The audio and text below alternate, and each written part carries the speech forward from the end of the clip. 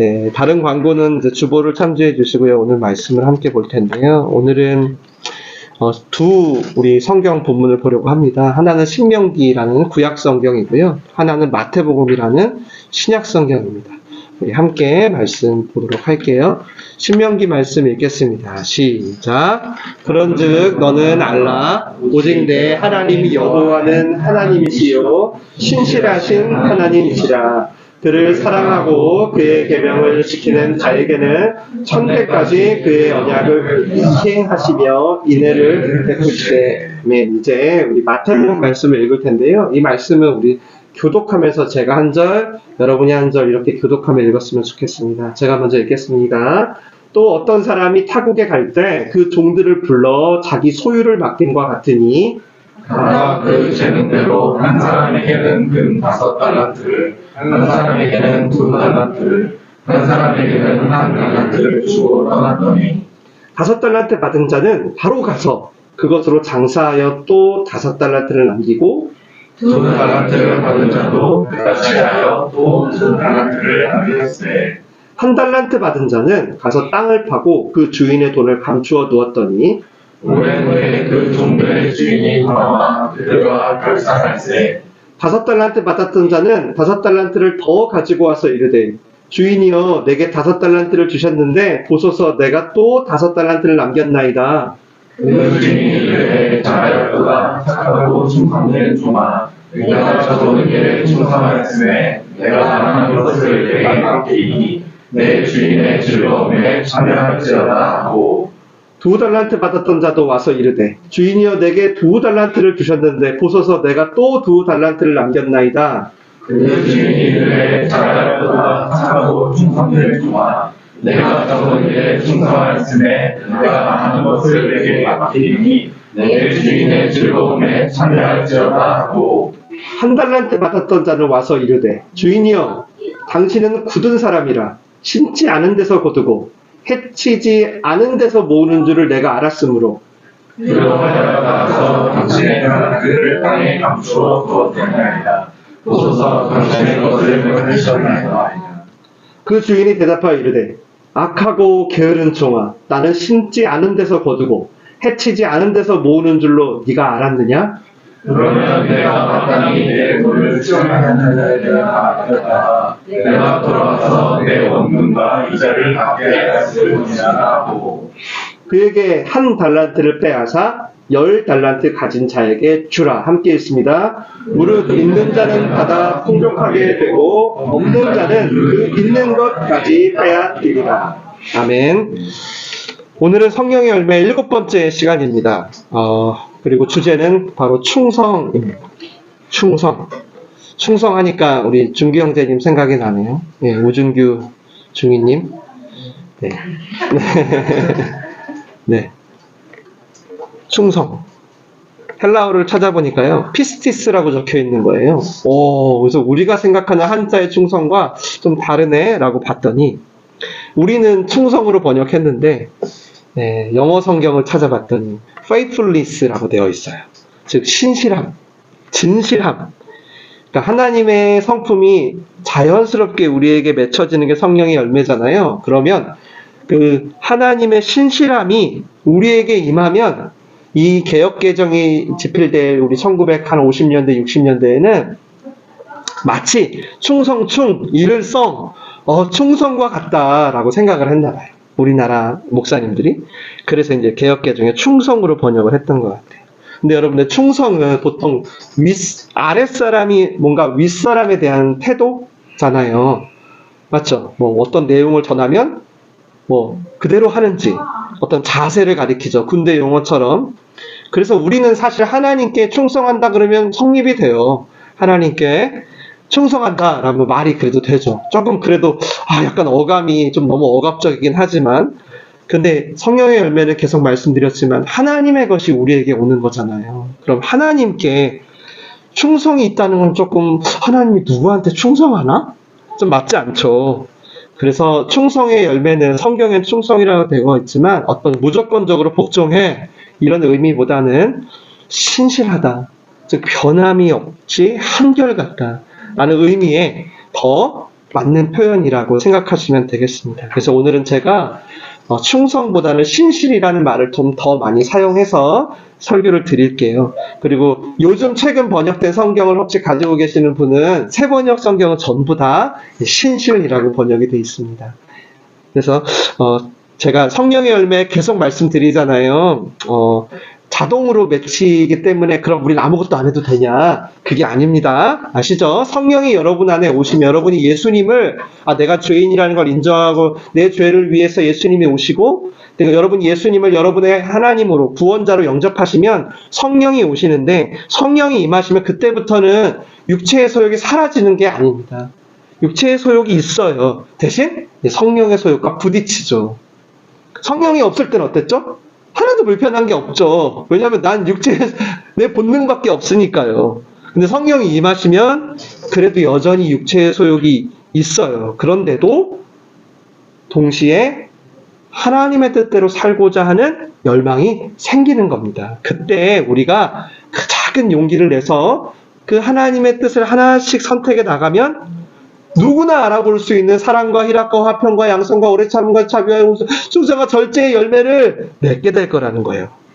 그러면 동시에 뭐가 생기는 줄 아세요? 성령의 열매를 맺으면 그동안 익숙했던 육체의 열매가 있거든요. 분내는 거, 화내는 거, 음란한 거, 비방하는 거, 술 취하는 거 이런 거에 따라 살지 않게 된다는 거예요. 성령의 열매는 그냥 가만히 있으면 자동으로 맺히는 게 아니라 하나님의 디자인을 따라 살고자 하는 사람들이 성령의 인도하심에 반응하기 시작할 때 나타난다는 것이다. 꼭 기억하시기 바라요. 오늘은 바로 신실의 열매입니다. 먼저 우리가 알아야 될 게 있겠죠. 하나님의 신실함이 그럼 뭘까? 도대체 하나님은 어떤 의미에서 신실하신 걸까를 알아야 할 겁니다. 왜냐하면 그게 우리한테 맺히는 거니까요. 오해하기 쉬운 게 하나 있어서 말씀드리고 싶어요. 뭐냐면 신실함은요. 그냥 한결같고 변함없는 마음, 감정의 상태는 아니에요. 오히려 이런 겁니다. 다양하고 복잡한 감정과 환경에도 불구하고요, 정한 뜻에 변함이 없다라는 거예요. 내가 정한 어떤 뜻에 흔들리지 않아라는 거예요. 나는 그 뜻을 붙들고 끝까지 갈 거야, 지킬 거야 라는 거예요. 하나님께 이 모습이 있대요. 하나님이요, 나는 너희의 하나님이 되고 너희는 나의 백성이 될 거야 라고 말씀을 했어요. 그런 다음에 백성들이 어떻게 했냐면 계속 쉽게 말하면 하나님의 욕을 하고 하나님의 뒤통수를 치고 하나님을 배신하고 말도 안 듣고 심지어 막 오히려 막 하나님을 막 욕하고 이렇게 했던 거예요. 그럴 때 이제 하나님이 성경에 뭐라고 써있냐면 내가 이들을 백성 삼은 것을 후회한다 라고 말씀까지 하세요. 근데 그런 말씀을 하실 때조차 이 모든 것은 제발 돌아와라, 제발 돌아와 라는 의미에서 한 거지 그들을 버리겠다는 의도가 아니었던 거예요. 바꿔 말하면 이런 겁니다. 하나님은요, 한번 여러분을 향해 뜻을 정하셨어요. 그러면 그 뜻에 있어서 흔들림이 없다라는 거예요. 그럼에도 성경에 화를 내고 심판하시는 모습이 많은데요. 그건 뭐냐면 그들에 대한 마음을 바꾸신 게 아니라 이거예요. 내가 정한 마음이 있잖아요. 그러니까 방법을 바꿔서 대하는 거예요. 내가 마음을 바꾼 게 아니라 내가 너희들을 내 백성으로 삼겠다라고 내가 정한 뜻이 있기 때문에 내가 그 뜻을 위해서 방법을 바꿔가는 거예요. 때로는 막대기와 지팡이로 우리를 옳은 길로 인도하기 위해서. 사실 우리 감정은 여러분 신실하지 못하잖아요. 인정하시죠? 우리 감정이 좋은 것이긴 해요. 너무 좋고 너무 좋은데 좀 믿을 만한 것은 못 되는 것 같아요. 그래서 만약에 인간이 감정이 흔들리면 굉장히 힘들어지죠. 감정을 신뢰하면 굉장히 힘들어져요. 성경의 감정은 그냥 선물일 뿐이래요. 우리에게 준. 여기 이 자리에 10년, 20년, 아니 50년 넘게 한결같이 한 사람을 사랑하며 살아온 분들이 계시죠. 우리 신실한 아내와 남편분들. 근데 여러분 그분들이요, 신실했다는 의미가요, 그렇다고 20년, 30년, 50년 동안 뭐죠? 뭐 한 번도 미워한 적 없다. 이건 아니잖아요. 맞죠, 사모님? 예. 아니, 그런 뜻이면 저도 아니거든요. 저도 아니에요. 저도 아내가 미울 때가 있어요. 뭐, 아내도 마찬가지겠죠. 보통은 이제 너무 저를 잘 섬겨주고, 저를 존중해주죠. 근데 어느 때는 자기 기분에 따라서 저를 미워할 때도 있어요. 그리고, 이제 제가 하는 짓이 못마땅해요. 꼴보기 싫어. 그래서 이제 미워할 때도 있고요. 요즘은 제가 많이 안 하는데, 많이 고쳐졌어요. 하도 미워해서. 근데 여전히 잘 안 되는 게 뭐냐면, 이제 제가 밖에서 외출을 합니다. 그래서 옷을 입고 오죠. 그 옷을 입은 그 채로 침대에 누워있으면 그렇게 미워해요, 저를. 그렇게 미워해요. 너무 피곤하고, 때로는 진짜 잠깐 앉고 싶은데, 제발 그러지 말라고. 저도 물론 아내가 사랑스럽습니다. 근데 어느 때는요, 제가 새벽에 예배를 드리잖아요. 그럼 저는 굉장히 일찍 일어나야 하고, 그리고, 잠을 잘 자야 돼요. 매일 새벽 예배를 드려야 하니까. 근데 좀 제가 민감한 편이거든요. 민감한 편이라, 좀 뒤치다거릴 때가 많아요. 잠을 잘 못 들고. 근데 이제 그때 옆에서 심하게 코를 고는 분이 있는 거예요. 그러면 이제 제가, 그때 아내는 모를 거예요. 근데 제가 몇 대 치거든요. 몇 대 쳐요. 왜냐면 여러분 이거 심정을 아셔야 됩니다. 너무 괴로운 거예요. 나 지금 몇 시간 있다가 설교해야 되는데 진짜 혼자 잘도 자네 막 하면서 제 마음속에 막 올라오죠. 어떤 얄미운 감정이라고 그럴까? 근데 여러분, 제가 이런 것 때문에 제 아내에게 대하여 신실하지 못하다라고 할 수 있을까요? 그렇지 않다는 거예요. 신실함은요, 여러분, 우리의 어떤 감정의 변화나 어떤 기복이 없는 게 아닙니다. 꼭 기억하세요. 정한 마음, 내가 정한 마음에 그 뜻에 흔들림이 없다는 거예요. 내가 평생 같이 할 사람입니다 라고 제가 고백했다면 한 번도 내가 우리 아내가 아닌 이 사람이 아닌 다른 사람을 생각하거나 그런 시도를 해본 적이 없다는 거죠. 하나님이 여러분을 향해 신실하다는 것은요, 하나님의 아무런 감정의 변화가 없다는 게 아니에요. 하나님 너무 속상해 하시고 때로는 감정의 변화가 없다는 게 아니에요. 우리를 사랑하기로 정하신 마음과 그 뜻에 한 번도 그걸 바꿔본 적이 없다라는 겁니다. 저희의 신앙은 근데 어떻죠? 조금만 힘들어도 흔들리죠. 조금만 힘들어도. 그리고 조금만 뭐가 뜻대로 잘 안 돼도 하나님을 떠나요. 그런데 그런 우리임에도 불구하고 하나님은 나를 변함없이 사랑하신다는 사실, 그거를 느낄 때 어때요? 우리가 다시 하나님을 따르게 되죠. 맞죠? 그게 바로 신실함인 거예요. 이해가 좀 되실까요? 여러분 욥 아세요? 욥. 성경에 욥이라는 사람이 있어요. 엄청 고난 많이 당한 사람인데 얼마나 힘들었는지 성경에 뭐라고 쓰여있냐면 자기 생일을 저주해요. 내가 왜 태어났는지. 그리고 하나님 앞에서 나한테 왜 이런 일이 생겼는지 막 항변도 하려고 해요. 그런데 성경은 욥에게 신실하다라고 하거든요. 욥의 신실함을 강조하는데 그게 욥이요, 한 번도 불평이 없었더라가 아니라요, 이런 거예요. 그럼에도 불구하고 욥이 한 번도 하나님을 놓친 적이 없다는 거예요. 좋을 때든 안 좋을 때든 미지근할 때든 뜨거울 때든 항상 하나님을 놓친 적이 없다. 그래서 욥기가 주제가 뭐예요? 고난이 아니라 바로 하나님을 신실하게 믿는, 하나님을 경외하다라는 게 주제죠. 그래서 하나님은 여전히 내 하나님이라는 거예요. 내가 이런 상황이 됐지만 아내는 욕하고 막 죽으라고 하죠. 그래도 그러지 마라. 하나님은 여전히 나의 소망이다라는 거예요. 물론 너무 힘들어가지고 성경에 떼굴떼굴 굴러요. 성경 읽으시면 알겠지만 막 떼굴떼굴 구릅니다. 너무 괴로워서요. 그 순간에도 욥이 하나님을 놓친 적이 없는 거예요. 이게 뭐라고요? 충성의 열매, 신실의 열매입니다. 불평, 불안, 낙심, 오케이. 아예 없을 수 없죠. 우리 인생에.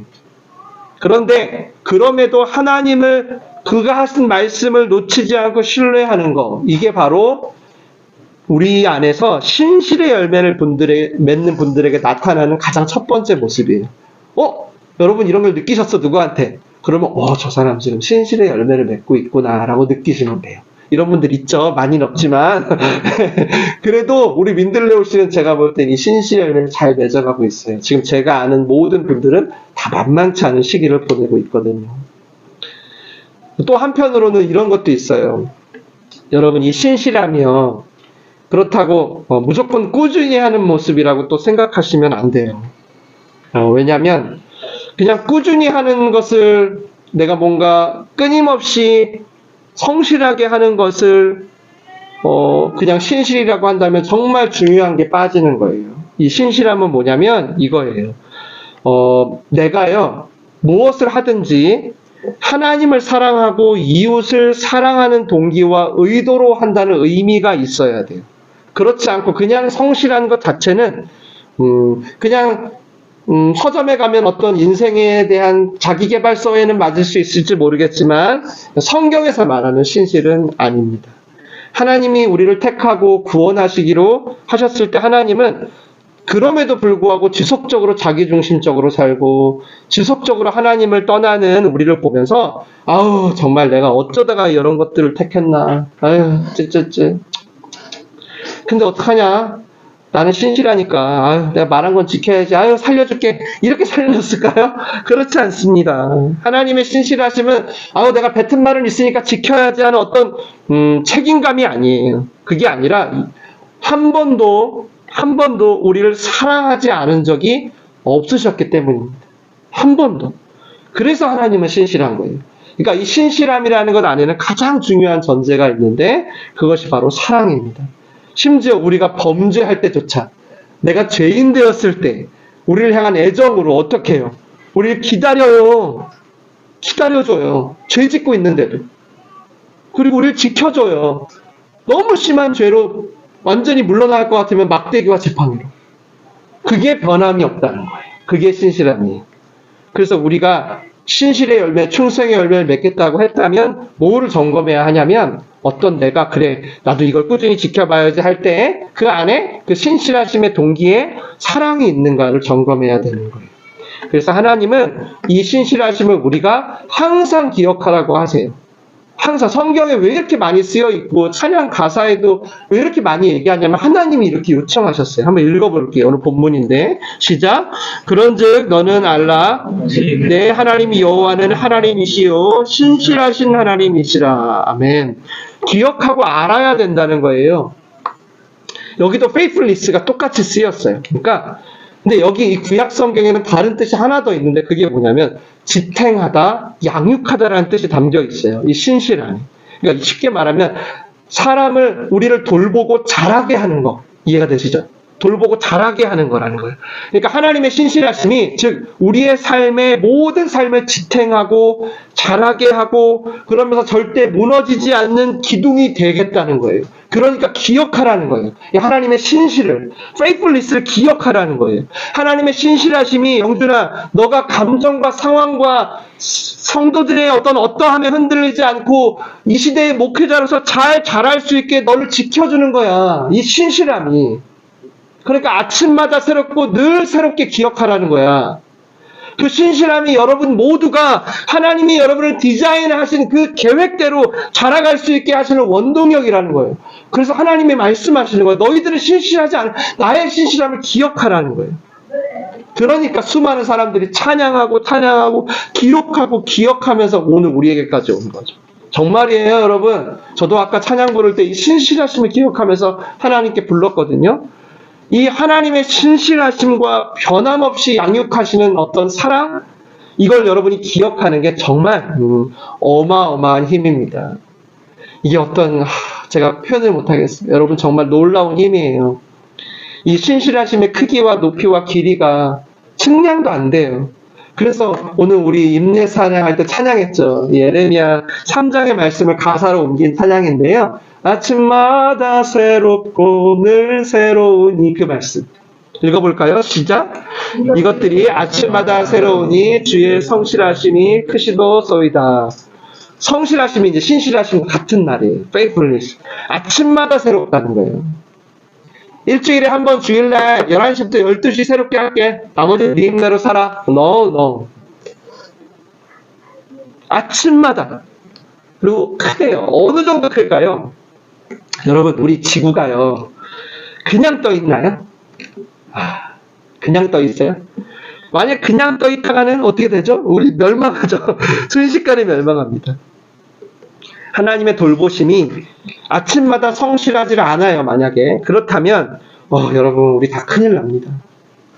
큰일 나요. 한치의 오차도 없이 모든 걸 다스리신, 지금 저희가 지금 어느 정도 속도로 움직이고 있는지 우리는 못 느끼지만, 여러분, 우리가 지금 얼마나 빠른 속도로 돌고 있는데요. 이게 조금만 늦어져도, 여러분, 모든 것이 멸망합니다. 이 모든 것을 오차 없이 다스리시는, 아침마다 성실하신 하나님의 신실하심 때문이죠. 이게 또 여러분, 우리가 이럴 때 경험을 많이 해요. 실수할 때. 큰 일, 작은 일, 어떤 우리 실수 많이 하잖아요. 어때요? 넘어지고, 그러면. 실수해서 넘어지면 어때요? 그때 여러분, 이 하나님의 신실하심을 기억하는 게 큰 힘이 됩니다. 세상은 왜냐하면 실수하면 나를 어떻게 하죠? 평가하잖아요. 그러니까 욕할 수도 있고요. 때로는 떠날 수도 있어요. 정말이에요. 사람은 그런 존재입니다. 나를 향해서 보여줬던 어떤 한결같음이 끝날 것 같은 생각이 들어요. 그래서 우리가 실수하면. 근데 하나님의 실수하시면 그렇지가 않은 거예요. 우리가 어디 있다 하더라도 끝까지 우리를 추적하고 돌보고 계신다는 거예요. 그래서 제가 시편도 가져왔거든요. 이것도 읽어볼게요. 여러분이 신실하심을 기억하는 좋은 구절이에요. 33편 시작. 여호와의 말씀은 정직하며 그가 행하시는 일은 다 진실하시도다. 이 진실이 똑같은 신실입니다. 신실의 범위가 어떻대요? 모든 일에 다 빠짐없이 다 신실하시답니다.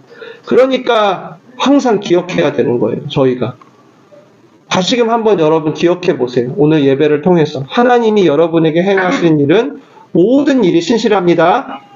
하나님이 여러분에게 행하신 모든 일은 다 신실합니다. 여러분을 사랑함으로 인해서 정하신 그 하나님의 모든 뜻은요, 조금도 취소되지 않아요. 여러분, 그거 우리 안 믿으면 어떻게 교회 다닙니까? 불안해서. 안 그래요? 쉬지 않으시고요, 아침마다 밤이나 낮이나 신실하게 그 약속이 이루어지고 있는 거예요.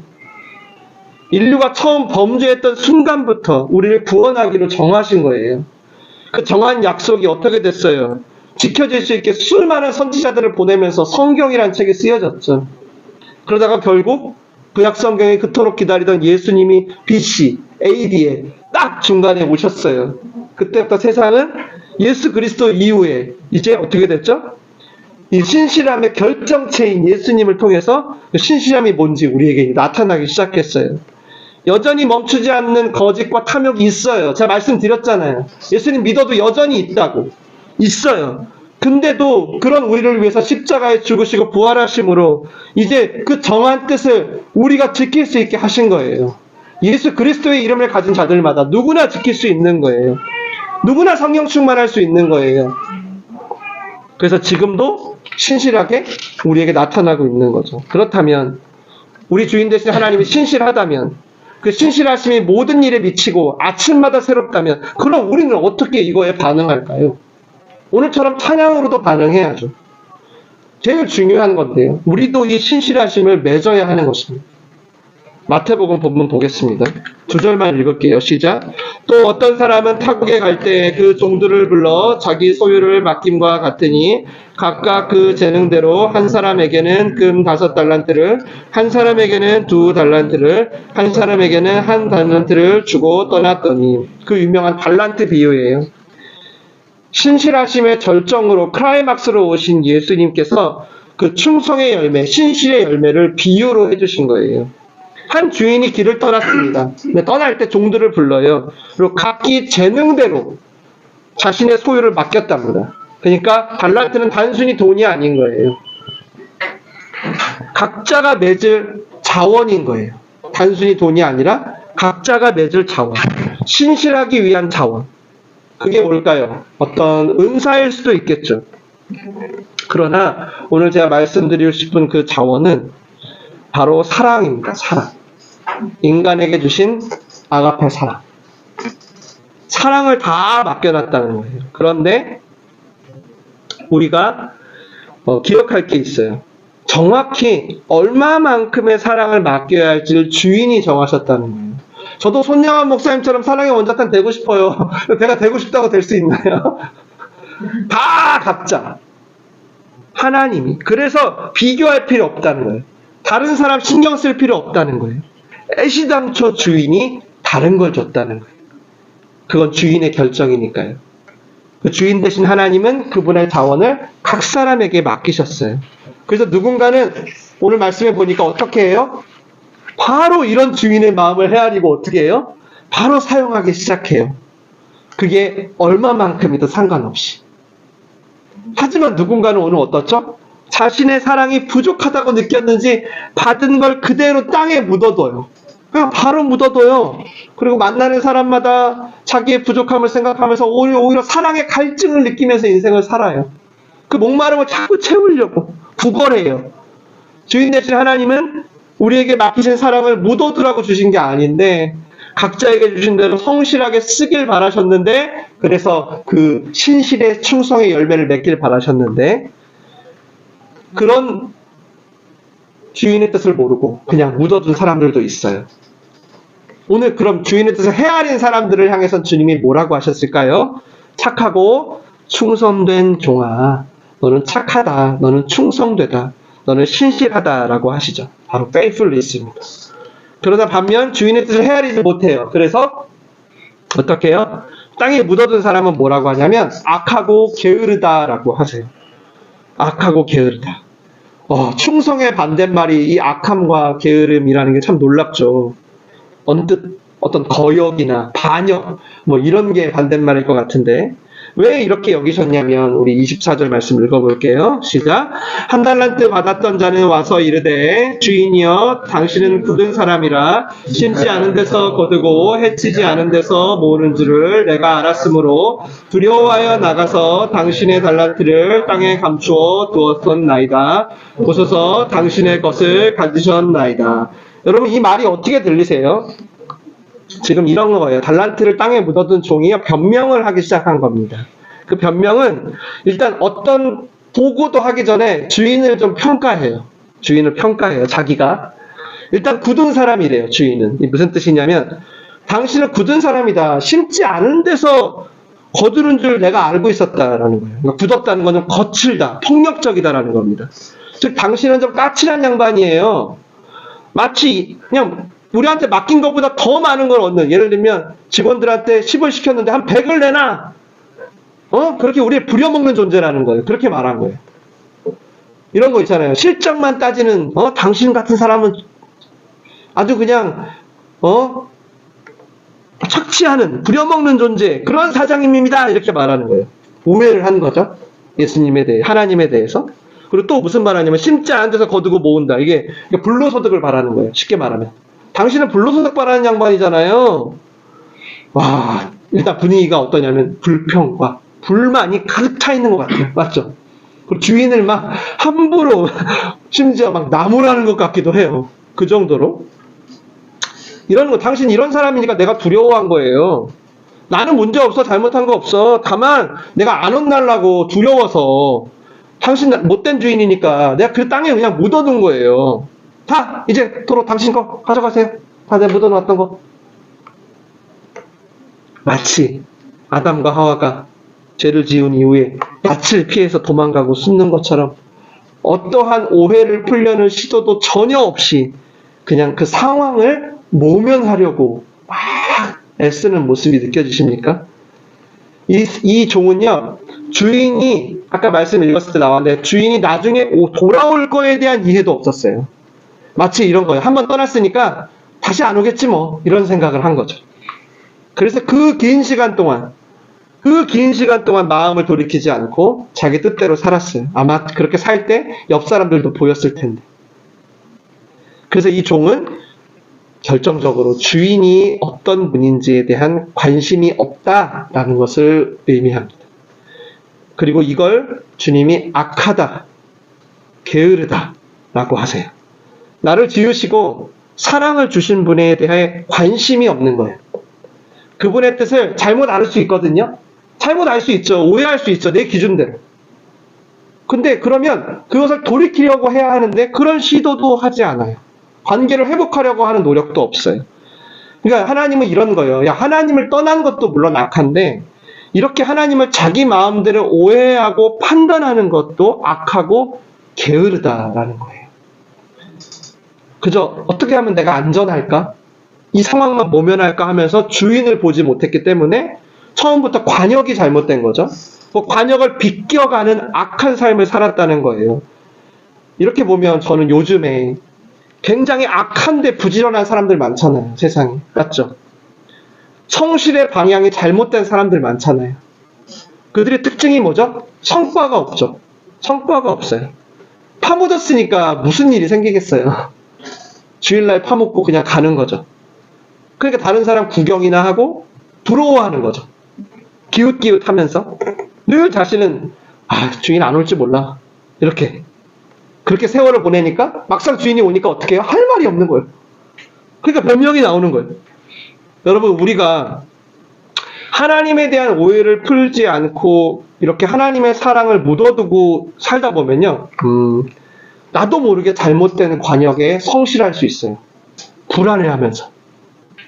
주인의 뜻을 헤아리고 주신 자원을 성실하게 써야 하는데 그 뜻과 상관없이 그냥 땅에 자원을 묻어둔 채, 하나님의 신실하심을 묻어둔 채 그저 내 안전을 위해 부지런히 살다가 어느 날 하나님이 악하고 게으르다 할 수 있는 거죠. 여러분, 이 사람 앞에 다섯 달란트, 두 달란트 받은 사람 있잖아요. 여러분, 하나님이 그들이요 더블로 벌어와가지고 칭찬한 걸까요? 어우, 많이 벌었네. 그래서 칭찬한 거. 너는 상장해야겠다. 야, 너의 기업. 야, 그래서 칭찬했을까요? 만약에 그래가지고요, 그 다섯 달란트, 두 달란트 받았는데 열심히 했는데, 근데 안 남은 거야. 다섯 달란트를 남겼어야 되는데 남긴커녕 원금 다 까먹었어. 아니, 오히려 마이너스 됐어. 열심히 맡겨진 일을 했는데. 그러면 그렇게 보고했으면 주님이 뭐라 그럴까요? 하나님이. 야, 너 다 토해내. 그랬을까요? 너 다시 갖고 와. 그럴까요? 전혀 아니죠. 아까 하나님 어떤 분이라고요? 신실하신 분. 신실하신 분은 뭐라고 했을까요? 착하고 충성된 종아, 수고했다. 마음껏 격려하셨을 거예요. 우리를. 탕자의 비유 보시면 알잖아요. 하나님 어떤 분인지. 어떤 분이에요? 다 가산 탕진하고 돌아왔는데 버선발로 뛰어나가서 그 신실함이 뭔지를 보여주죠. 내가 너를 사랑하는 건 너가 나한테 어떻게 했기 때문이 아니라는 걸 몸소 보여주죠. 엄청 기뻐하잖아요. 따라서 우리는 이 비유를 통해서 하나님으로부터 맺어지는 신실의 열매가 뭔지를 유추할 수 있는 거예요. 충성의 열매란, 신실의 열매란 하나님의 사랑을 전적으로 신뢰하는 거예요. 그리고 내게 맡겨진 그 사랑으로 최선을 다하는 삶, 그 자체를 의미해요. 이를 위해서 제가 오늘 여러분께 권면하고 싶은 건, 여러분이 잘했든 못했든 상관없어요. 주님을 피하지 마세요. 그게 필요해요. 오해를 푸세요. 오해를 풀어야 돼요. 여러분이 다섯 달란트, 두 달란트 받은 사람과 비교를 했든, 비교하는 오해를 했든, 아니면 아까처럼 주인을 악덕업자로 오해를 했든, 오해를 풀어야 돼요. 그리고 오해를 고백해야 돼요. 하나님, 저 어떻게 이럴 수가 있어요, 저한테? 진짜 너무해요. 저 옆에 교회는 저렇게, 근데 왜 이렇게 민들레, 저는 왜 이래요? 이렇게 삐져야 돼요. 삐져야 됩니다. 하나님께 고백해야 돼요. 이게 필요해요. 그럼 하나님은 왜 저에게 이렇게 하셨는지, 왜 너에게는 한 달란트를 맡겼는지 말씀해 주세요. 이것이 바로 하나님이 여러분에게 일관되게 보여주시는 신실함의 모습입니다. 내가 방황하고 오해할 때라도 항상 나를 기다리세요. 항상 나를 기다리세요. 언제든지 회복해주고 싶으시거든요. 그 신실하신 사랑.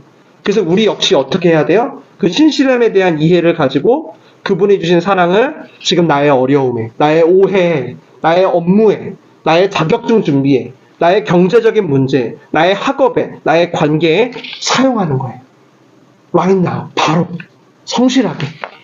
그게 충성이에요. 그래서 만약 우리에게 그분이 신실하신 분이라는 어떤 이해, 그런 깨달음, 그런 믿음, 그게 무너졌어. 무너질 수 있죠. 너무 힘들면. 오늘 이 한 달란트 받은 사람처럼 무너질 수 있어요. 그럼 어떻게 해야 돼요? 오해했다면 어떻게 해야 돼요? 그것부터 세워야 하는 거예요. 그게 1번이에요. 그분에 대한 오해가 있다면 안 돼요. 안 돼. 그 부분부터 우리는 부지런히 찾고 관계로 회복해야 충성의 열매가 시작되는 거예요. 그 신실하심을 온전히 이해할 때 비로소 우리 안에 있었던 오해가 꺾여지고 게으름의 모습이 충성으로 회복되는 거예요. 그리고 또 두 번째는 충성의 열매는 반드시 여러분 오늘 이걸 들으시면 물론 다른 열매도 마찬가지지만 충성은 특별한데 이 충성의 열매는 반드시 더 큰 열매로 그러니까 평생 한 달란트짜리로 가지 않고요. 더 큰 열매와 상급으로 늘어납니다. 꼭 누룩이 들어가서 밀가루가 팽창하는 것처럼. 읽어볼까요? 시작. 그 주인이 이르되 잘하였도다 착하고 충성된 종아 내가 적은 일에 충성하였음에 내가 많은 것을 내게 맡기리니 내 주인의 즐거움에 참여할지어다 하고 그에게서 그 한 달란트를 빼앗아 10달란트를 가진 자에게 주라. 무릇 있는 자는 받아 풍족하게 되고 없는 자는 그 있는 것까지 빼앗기리라. 아멘. 요즘 제가 참모 형제랑 약속을 해가지고 매일 저녁에 걸어요. 걷기를 시작했어요. 제가 좀 티가 안 나죠? 예, 참모 형제도 티가 안 나고 저도 티가 안 나는데요. 일단 우리가 시작을 했어요. 티가 안 나지만 여러분 시작했습니다. 시작해가지고 아주 조금씩 체중이 줄어요. 그리고 아주 조금씩 뭔가 근육도 생기고 무릎에 힘도 생기고 소화가 좀 잘 안 됐는데 그것도 좀 이렇게 좀 좋아지는 것 같고 저녁을 조금 먹으니까 잘 때 덜 피곤하고 이런 선순환이 좀 생겼어요. 어떤 사랑의 동기로 무엇을 하다 보면 특징이 있는데 어떤 선순환 같은 게 생긴다는 거예요. 마찬가지로 우리 신앙도 여러분 이 선순환의 어떤 흐름이 찾아올 때가 있는데 대부분 어떨 때 찾아오냐면 이 충성의 열매를 맺기 시작할 때 찾아옵니다. 이 신실의 열매를 여러분이 맺을 때 무릇 있는 자에게는 풍족하게 되고 없는 자는 있는 것까지 빼앗기리라. 부익부 빈익빈이죠. 좀 불편하긴 하지만 이게 적어도 하나님 나라에서는 이게 일어나요. 하나님이 어떤 분인지 알고자 말씀의 자리, 예배의 자리를 부지런히 찾을 때 우리 모습이 어때요? 일단은 내가 정말 죄인이라는 것을 깨닫죠. 겸손하게. 맞죠? 그리고 그럼에도 변함없이 나를 사랑하고 신실하게 양육하시는 그 하나님의 힘입어 어떻게 해요? 다시금 내게 맡겨진 일들을 하나씩 회복하게 되는 순간이 와요. 그렇게 더 갈급해지고요. 말씀은 보면 볼수록 옛날에는 특별한 일만 있을 때 기도했거든요. 근데 이제는 아까 시편 말씀처럼 모든 일에 다 하나님의 신실하심을 의지해요. 점점점. 근데 반대로 하나님을 알고자 하는 말씀의 자리를 게을리해요. 그럼 오늘 땅에 묻어둔 사람처럼 어때요? 우리 안에 변명과 오해가 늘어나기 시작합니다. 그것 때문에 나도 모르는 사이에 어떻게 되죠? 우상이 덕지덕지 붙게 돼요. 시간이 지나면 지날수록 내가 죄인인 것도 잊어버립니다. 내가 죄인인 걸 모르면 하나님의 은혜를 못 느끼기 때문에 이때부터는 자기 힘으로 열심히 피해 다니며 삽니다. 하나님이 날 부르신 하나님의 약속 이런 것보다는 악순환이 벌어지는 거예요. 마태복음 보시면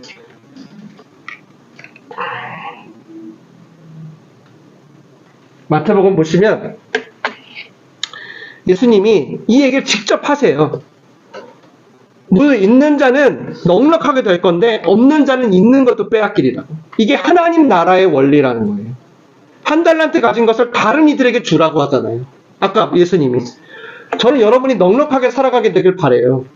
근데 반드시 여러분 이 두 갈래는 있다는 거예요. 두 갈래는 있어요. 무슨 얘기일까요? 주신 것을 넉넉하게 누릴 수 있는 길이 하나 있고요. 그러나 반대로 주신 것도 빼앗기는 길도 있어요. 여러분의 선택에 달려 있는 거죠. 오늘 말씀을 통해서 우리는 충성의 열매는 있어도 되고 없어도 되는 게 아니라는 것을 깨달아야 돼요. 반드시 맺어야 되는 거예요. 반드시. 안 그러면 뺏길 수도 있으니까요. 하나님께서 여러분에 대하여 하나님의 사랑을 주시고 그 사랑에 힘입어 여러분의 직장 문제와 결혼 문제와 가정 문제와 자녀 문제와 여러분이 주님 품에 갈 때 우리 인생이라는 게 있지 않습니까? 다 다르지만 그것까지 충실히 살아가게 하시려고 하는 거예요. 그런데 만약에 그것을 묻어둔다면 뺏길 수도 있는 거죠. 아무것도 하지 않는 그 모습을 바로 오늘 충성에 반대되는 게으름, 악함이라고 하시는 거예요. 그래서 퇴보하지 않으려면 여러분 이것은 반드시 맺어야 합니다. 여러분은 신실하신 하나님은 여러분을 통해서 아침마다 새로 오신 신실하신 사랑을 전하길 원하세요. 이 사명은 하나님께 너무 중요해요, 여러분. 얼마나 중요하면 아들을 내어주기까지 이렇게 하셨겠어요. 그리고 얼마나 중요하면 어떤 상황 속에서도 이 한결같이 주시겠어요. 그래서 우리가 이거를 만약에 악하고 게을러서 감당 못하면 하나님은 물론 안타까워요. 하나님 감정이 있다 그랬죠. 안타깝지만 그 사명을 뺏어서 옆 사람에게 주는 거예요. 반면 우리가 그분의 뜻을 헤아려, 그리고 부지런히 어떻게 주님을 찾아, 그리고 그 사랑의 자원을 다른 사람과 비교하지 않고 계속 적용해. 그것도 모든 것에 하려고 해. 그러면 어떻게 해요, 오늘 하나님이? 야, 대박. 착하고 충성되구나. 더 큰 일을 맡길게. 그리고 너한테 이제 더 큰 일을 하게 되는 선순환이 뭔지 경험하게 해줄게. 그리고 너는 이제 하나님 수준의 기쁨과 즐거움을 맛보게 될 거야. 하나님 이런 말씀 안 하세요. 말씀을 맺겠습니다. 우리를 향해 사랑의 뜻을 정하셨어요. 그리고 아들을 보내서 여전히 나의 뜻에 변함이 없다, 얘들아. 이걸 가르쳐 주신 거예요. 그분과의 관계를 여러분 오늘 이 시간 다시 한번 살펴보시기 바랍니다. 오해는 없는지, 오해 있다면 좀 푸세요. 오늘 말씀 들으시고요. 그리고 하나님께 주신 그 자원을 한번 성실하게 다시 임해보세요. 비교하지 마시고. 아시죠? 한 소년의 오병이어도 더 많은 걸 맡기셔서 어떻게 해요? 2만 명이 넘는 사람을 다 먹이고 12광주제가 남는 선순환이 일어나잖아요. 그러니까 하나님은 양이 아니야. 보지도 않아, 그런 거. 그냥 진짜 그 마음만 보는 거예요. 그렇게 하나님 수준의 즐거움에 참여하는 한 주 되시기를 주님의 이름으로 축원을 드립니다. 기도하겠습니다.